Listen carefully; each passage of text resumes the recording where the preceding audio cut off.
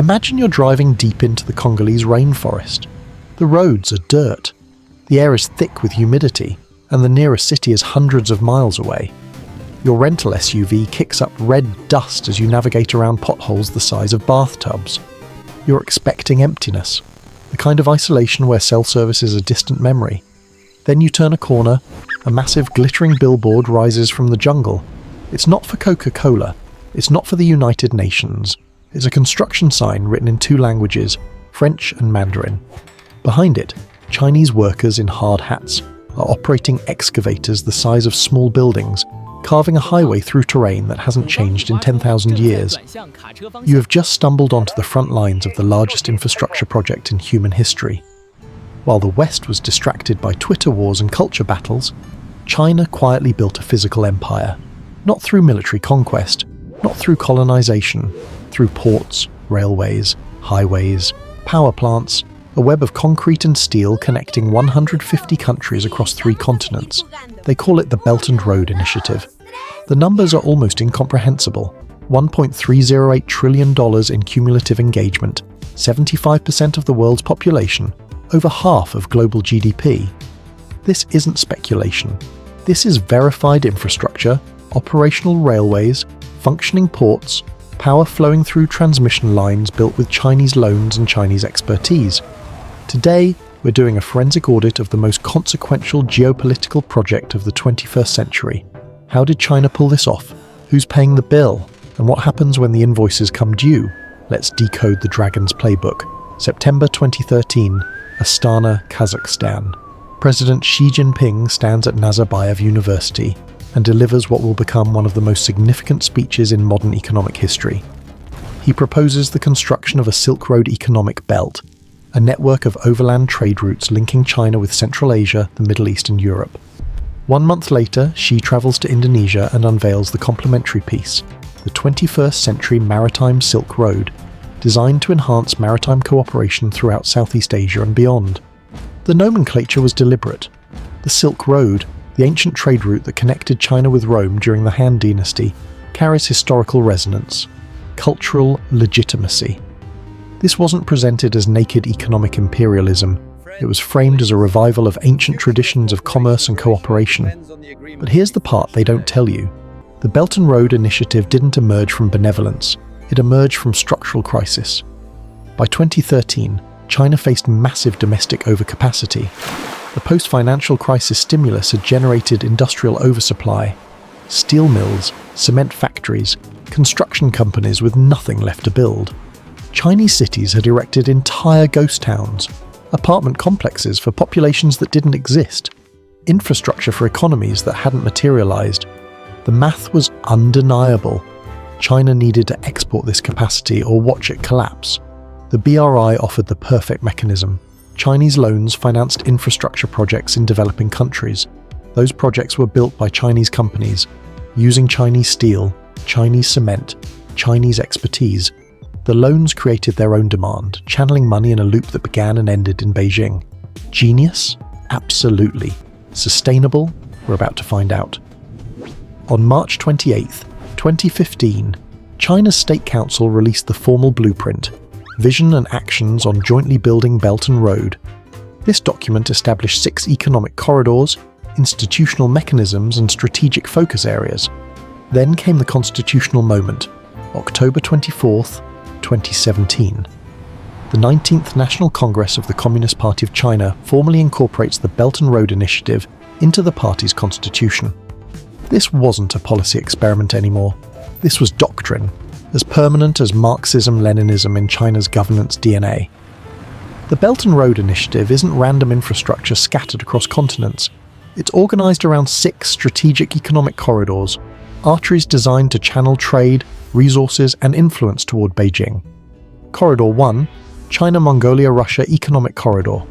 2 principal routes. One extends from Beijing through Inner Mongolia to Russia. The other connects China's northeastern cities, Dalian, Shenyang, Changchun, Harbin, with Russia's Chita. The focus: transport infrastructure, port construction, customs facilities, industrial cooperation. Translation: China gains overland access to Russian energy resources and European markets independent of maritime choke points. Corridor 2. China Central Asia West Asia Economic Corridor. This is the big one, the geographic Goliath. It stretches from China's Xinjiang province through 5 Central Asian countries: Kazakhstan, Kyrgyzstan, Tajikistan, Uzbekistan, Turkmenistan, and encompasses 17 West Asian countries including Iran, Saudi Arabia and Turkey. These regions possess massive natural resource endowments, but suffer from infrastructure deficiency and capital scarcity. China's proposition: we'll build your roads, railways and pipelines. In exchange, you orient your trade toward us. Corridor 3. China Indochina Peninsula Economic Corridor. Southern China to Southeast Asia. Vietnam, Laos, Myanmar, Thailand, Cambodia. Land routes southward to Singapore. Maritime connections to India. Geographic proximity, cultural ties, historical relationships. China capitalizes on all of it. Corridor 4. China-Pakistan Economic Corridor, CPEC, the flagship, 3,000 kilometers from Kashgar to Gwadar port on Pakistan's Arabian Sea coast. Highways, railways, pipelines, optical cable infrastructure. Projected investment, $45 billion. Scheduled completion, 2030. Here's why this matters. Gwadar port provides China with strategic access to Indian Ocean maritime routes independent of the Malacca Strait, the choke point through which 80% of China's energy imports flow. If relations with Southeast Asian nations sour, or if the US Navy decides to blockade, China now has an alternative: insurance policy, built in concrete. Corridor 5, Bangladesh, China-India-Myanmar Economic Corridor, or rather the corridor that wasn't. This route was designed to link China and India's massive economies while enhancing regional connectivity. But India declined to formally participate in the Belt and Road Initiative. By 2019, this corridor was effectively removed from the official BRI project list. India saw the BRI for what it was, a mechanism for Chinese encirclement, and opted out. Corridor 6, the 21st Century Maritime Silk Road. This isn't a land corridor, it's a network of ports, from Chinese ports southward through Southeast Asia and the Strait of Malacca, Indian Ocean ports in South Asia, East African ports including Mombasa in Kenya, through the Suez Canal to the Mediterranean, Piraeus in Greece, Venice, Trieste and Genoa in Italy, extending northward through European maritime networks. China isn't just building roads, it's constructing the arteries through which 21st century trade will flow, and ensuring those arteries lead to Beijing. Quick pop quiz. What's the most operationally successful Belt and Road project to date? The China-Laos Railway, completed in December 2021, 1,035 kilometers linking Kunming in southwestern China with Vientiane, Laos's capital. By December 2024, its 4th anniversary, this railway had transported over 62.5 million passengers and carried more than 72.5 million tons of cargo to 19 countries and regions. The efficiency improvements are staggering. Cargo transit times dropped from 40 hours to between 2 and 5 hours. Transport costs fell by 30 to 50%. Monthly passenger ridership surged from 600,000 in the initial phase to 1.6 million across the entire route. Laos transformed from landlocked to land-linked. A nation that previously had no functioning railway system now connects directly to Chinese markets and broader regional trade networks. This is what successful BRI looks like. Now let's teleport to Pakistan. The China-Pakistan Economic Corridor. Estimated cost, over $60 billion. The largest single BRI project. Between 2015 and 2020, CPEC delivered 9 new power plants with combined capacity exceeding 5,000 megawatts. This addressed Pakistan's chronic energy deficiency, the load-shedding crisis that had crippled economic development for decades. But here's where things get complicated. Security challenges, insurgent attacks on Chinese workers and projects, substantial security investments diverted from project expansion toward asset protection, and the benefits inequitably distributed. Sindh and Punjab received disproportionately higher concentrations of projects relative to other provinces, generating political grievances regarding regional marginalization. CPEC delivered tangible infrastructure, But it also revealed the tensions embedded within BRI's model. Rapid development concentrated in politically favoured regions, debt accumulation, and security vulnerabilities. Now, fast forward to Africa, Mombasa, Kenya. China constructed rail and road connections linking the port with inland areas and Nairobi. Transportation costs and times fell substantially. The Port Authority of Mombasa is expanding capacity with a new facility featuring 32 berths, adjacent industrial areas, and new traffic corridors to South Sudan and Ethiopia. The Bagamoyo Port Project in Tanzania. Designed as a future centerpiece, modern deep-water port, satellite city, airfield, industrial area. Positioning Tanzania as a major regional trade hub. This isn't charity, this is strategic positioning. China invests in African ports not because it loves Africa, though the rhetoric emphasizes win-win cooperation, but because these ports control maritime trade routes linking Asia, Africa, and Europe. Whoever controls the ports controls the flow of goods, the pricing of logistics, and the dependencies of landlocked nations requiring access to global markets. So here's the question everyone's been asking. Where does the money come from?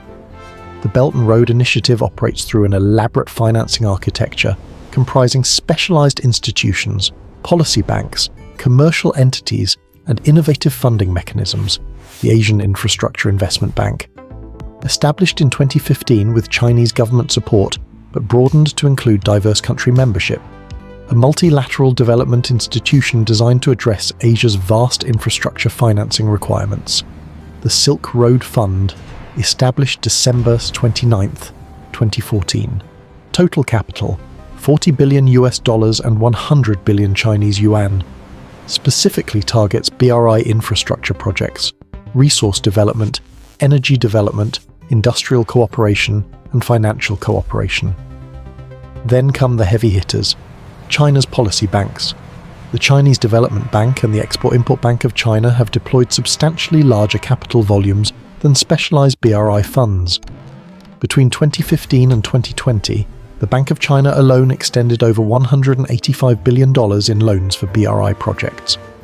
The Industrial and Commercial Bank of China committed over $100 billion by April 2019. Here's the part people miss. These loans carry higher interest rates than multilateral alternatives, frequently 4 to 6% compared to the 2 to 3% rates offered by the World Bank and other multilateral institutions. Why would countries accept these unfavorable terms? Because China accepts collateral arrangements and sovereign risk profiles that Western lenders deem unacceptable. China became the financier of last resort for infrastructure-deficient developing economies. You need a port. The World Bank says your debt-to-GDP ratio is too high. The IMF demands structural adjustments, austerity measures, privatization, political reforms. China says, we'll build it. No political conditions, just commercial terms, and maybe future considerations regarding trade alignment and diplomatic support. Then came 2024 and 2025, dramatic reversal. The first half of 2025 registered $124 billion in combined construction contracts, $66.2 billion, and non-financial direct investments, $57.1 billion. Nearly double the engagement volume from the corresponding period in 2024, surpassing full-year engagement for 2024. Record engagement, highest 6-month period in BRI history. What changed? The shift from state-owned enterprises to private sector leadership. Companies including CITL, battery manufacturing, Alibaba, technology and fintech, and Longi Green Energy, renewable energy manufacturing, leading new project development. China's BRI evolved from state-directed infrastructure diplomacy toward commercially driven export expansion and technology deployment. Over the past decade, China's share of global exports increased from just above 5%, approximately $500 billion, to approximately 15%, $3.5 trillion. Exports to BRI countries expanded from representing approximately 20% to more than 40% of China's total exports. The BRI creates its own export markets, but it's not just about selling goods. The BRI addresses China's fundamental resource security concerns. Central Asia and the Middle East possess substantial petroleum and natural gas reserves. Africa contains major deposits of rare earth elements, copper, cobalt, and other strategic minerals. Southeast Asia and South Asia represent crucial sources of agricultural commodities. By investing in infrastructure connecting these resource-rich regions to Chinese markets, China reduces strategic vulnerabilities to supply disruptions by third parties, alternative sourcing paths independent of Western-controlled choke points like the Malacca Strait. From a geopolitical perspective, the BRI functions as Xi Jinping's counterweight to American primacy in Asia. The historical American pivot to Asia sought to maintain American dominance through military presence, alliance structures, and institutional frameworks favoring American interests. The BRI repositions developing nations' external relationships and dependencies toward Beijing rather than Washington. Through infrastructure investments, China cultivates political influence, establishes strategic economic leverage, and creates constituencies within partner nations that benefit from close China relationships and therefore advocate for policies aligned with Chinese interests. Now let's talk about the part they don't advertise in the glossy brochures. According to research by Aid Data, an international development research laboratory at the College of William and Mary, 80% of China's government-supported loans are extended to countries already in some form of debt distress. More than half of these loans are currently in their repayment period. China transitioned from the world's largest official creditor to the world's largest official debt collector. The estimated total volume of Chinese development finance exceeds $1.1 trillion. The collection challenges will define the coming decade. Let's examine the poster child for debt-trap diplomacy, Hambantota Port in Sri Lanka. Sri Lanka initiated the project as part of its own development plans dating back to 2002. Chinese financing enabled construction. The port was intended to transform a small fishing town into a major shipping hub. It failed. The port generated substantial losses. Chinese loans carried interest rates of 6.3% on the initial $307 million first phase, substantially exceeding the 2 to 3% rates offered by multilateral development banks. As revenue failed to materialize and debt obligations accelerated, Sri Lanka confronted an untenable fiscal situation. Here's where the narrative gets contested. Western analysts characterize this as predatory Chinese lending, deliberately entrapping Sri Lanka to seize strategic assets. But detailed research by Chatham House scholars reveals a more nuanced picture. Sri Lanka's government actively requested Chinese financial assistance or equity stakes. China's response involved arranging for China Merchants Port Holdings to lease the port through a commercial agreement, not acquire ownership through debt default. Sri Lanka retained formal ownership while CM Port assumed operational control for 35 years under terms involving revenue sharing and debt repayment. Not quite predatory seizure, but not benevolent partnership either. In Kenya, Chinese entities hold approximately 64% of external debt.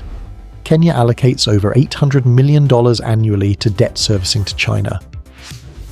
A government letter leaked in 2018 discussed the possibility of pledging Mombasa Port as collateral if Kenya defaulted. Anxieties regarding asset seizure are not paranoia. They're rational risk assessment. Zambia became the first African nation to default on debt obligations following COVID-19. China represents the nation's largest creditor class, approximately $9.1 billion, borrowed over 2 decades. Copper price-dependent economy, commodity prices collapsed.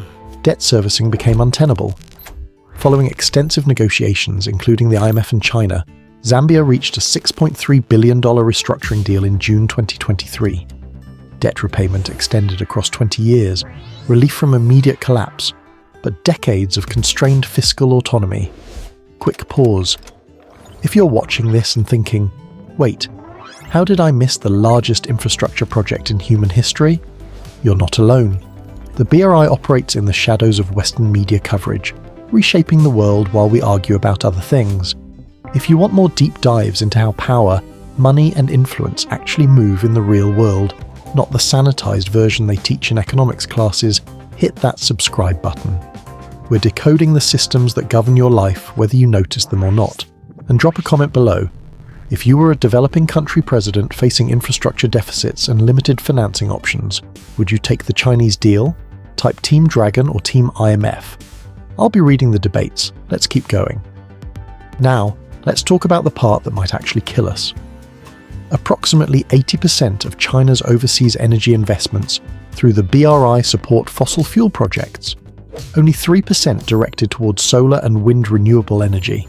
Coal power plants constructed under BRI are anticipated to increase global coal emissions by approximately 43%. Projections suggest BRI countries could account for 50% of global emissions by 2050 compared to 15% in 2015. These coal plants will lock participating countries into coal dependency for at least 40 years. The capital requirements for asset utilization and cost recovery effectively foreclose clean energy transitions, even as countries become increasingly interested in renewables.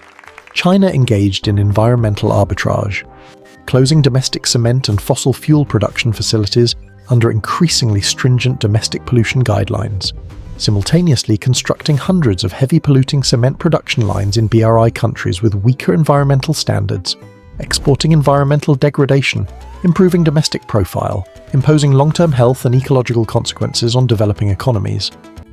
Pakistan experienced a fourfold increase in CO2 emissions following BRI participation. A country historically vulnerable to climate change impacts now locked into emissions-intensive development. BRI projects are estimated to contribute to approximately 3 degrees Celsius of global warming. This places 4.6 billion people, over 50% of the world's population, at risk of poverty through climate impacts including devastating heat waves, decreased air quality, and dramatically increased sea levels. In December 2020, China announced regulatory reforms. The Belt and Road Initiative Green Development Coalition published the Green Development Guidance, a traffic light system providing an environmental evaluation framework for BRI projects. But here's the reality check. The first half of 2025 witnessed record energy engagement totaling $42 billion, $30 billion concentrated in oil and gas projects, only $9.7 billion directed toward green energy including solar, wind, and waste-to-energy. Renewable energy engagement increased in absolute terms, but fossil fuel projects continue to dominate. The math is undeniable. The BRI is building the carbon-intensive infrastructure that will define global emissions for the next half-century. Deliberate, coordinated, locked in. Let's teleport from physical infrastructure to digital networks. The Digital Silk Road, a complementary component of the broader BRI, raises governance and security concerns regarding surveillance technology, data localization, and internet sovereignty. China invested substantially in digital infrastructure throughout BRI countries. 5G telecommunications networks, facial recognition systems, smart city platforms, artificial intelligence capabilities, cloud computing, e-commerce infrastructure, mobile payment systems. Chinese state-affiliated companies including Huawei, ZTE, China Telecom and China Unicom deployed technology infrastructure throughout BRI nations. Approximately 46 of 150 participating nations cooperate on digital Silk Road projects. In Africa, Chinese financing for information and communications technology exceeds funding from all multilateral development agencies and leading democracies combined. While these investments improve telecommunications access and digital capacity, they simultaneously integrate nations into technological systems controlled by Chinese entities subject to Chinese cybersecurity law. That law mandates data storage within Chinese jurisdiction and submission to Chinese government inspection. The deployment of facial recognition technology in Zimbabwe exemplifies the dual-use potential. CloudWalk Technology, a Chinese startup, partnered with the Zimbabwean government to implement surveillance systems. Official purpose: improving security and governance efficiency. Actual result: enhanced mass surveillance capabilities available to host governments. Valuable training data for Chinese AI algorithms. When you build a nation's digital infrastructure, you don't just provide a service. You gain access to data flows, communication patterns, and surveillance capabilities that can be leveraged for intelligence gathering or political pressure. Physical infrastructure, highways, ports, railways, can be repossessed or repurposed. Digital infrastructure creates dependencies that are nearly impossible to unwind without catastrophic disruption. In response to China's Belt and Road expansion, Western nations developed alternative infrastructure initiatives designed to provide developing countries with options aligned with Western values and strategic interests. The Blue Dot Network. Launched in 2019 by the United States, Japan and Australia. Initial commitment, $60 billion. Actual result, evolved into a quality certification standard for infrastructure, rather than a direct financing mechanism. Limited practical impact. The Build Back Better World initiative, announced by G7 nations in 2021. 1 year after announcement, $6 million in committed financing, not $6 billion, $6 million. Subsequently rebranded as the Partnership for Global Infrastructure Investment, continued to struggle with implementation and capital mobilization despite ambitious rhetoric. The European Union's Global Gateway, announced in 2021, target €300 billion mobilization between 2021 and 2027. Focus areas: renewable energy, information technology infrastructure, resilient critical minerals supply chains. Some projects attracted interest. Relatively few materialized into operational projects generating economic impacts comparable to major BRI initiatives. Most recently, the India Middle East Europe Economic Corridor, announced at the 2023 G20 Summit, designed to link India, the Arabian Gulf and Europe through enhanced connectivity. Explicitly positioned as a US diplomatic tool to counter China's influence in the Middle East. Obstacles: tensions between Gulf participants. Funding uncertainties with estimates ranging from $8 to $20 billion without clear cost-sharing specifications. Skepticism regarding whether grand infrastructure ambitions could overcome Middle Eastern geopolitical realities. The persistent challenge for Western alternatives. They struggle to match China's willingness to extend financing at higher interest rates, accept greater sovereign risk, and maintain flexibility regarding recipient country governance standards. Despite Western rhetorical emphasis on providing superior alternatives, actual resource mobilization and project delivery lagged behind Chinese engagement.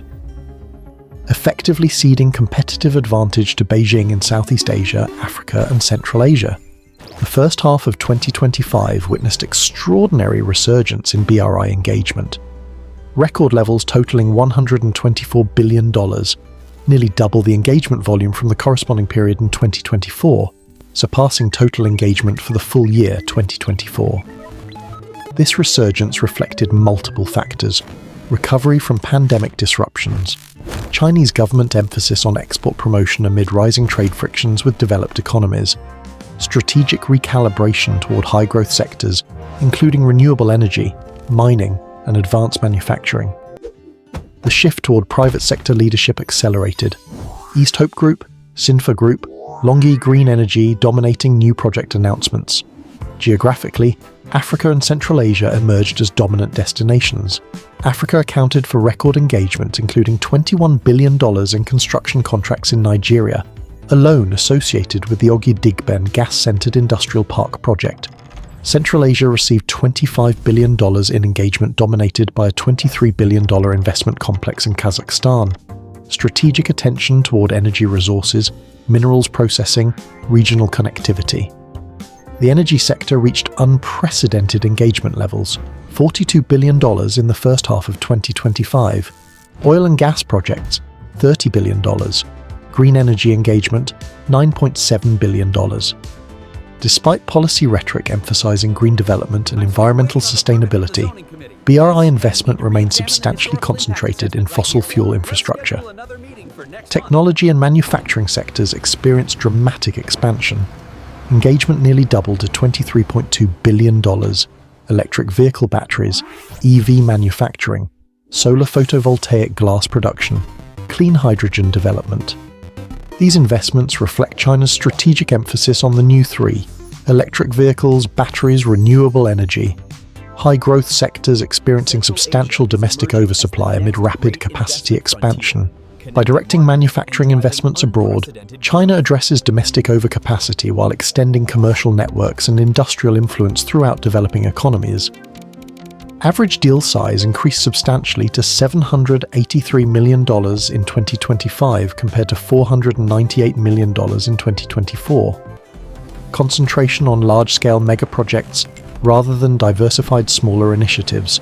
The Belt and Road Initiative evolved from a strategic concept articulated during 2013 presidential visits into a comprehensive global infrastructure framework involving 150 countries generating $1.308 trillion in cumulative engagement and fundamentally reshaping trade flows, connectivity patterns, and economic relationships across 3 continents.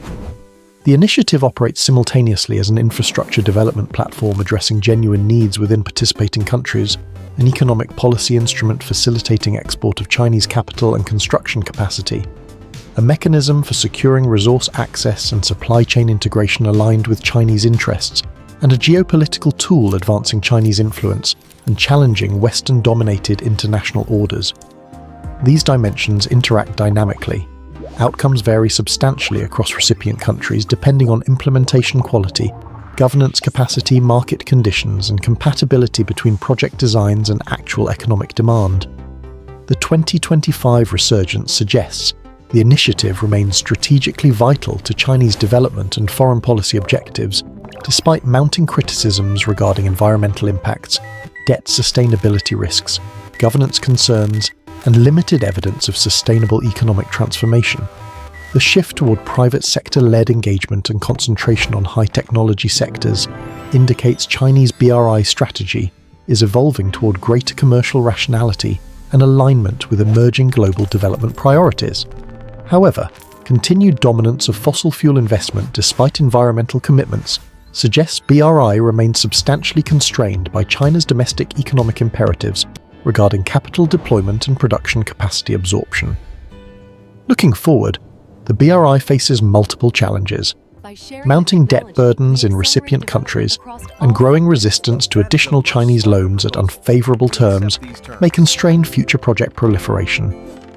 Environmental concerns and international climate imperatives increasingly pressure developing countries to prioritize green development, creating tensions with China's fossil fuel emphasis. Western initiatives may eventually gain traction by learning from BRI experiences and mobilizing alternative financing.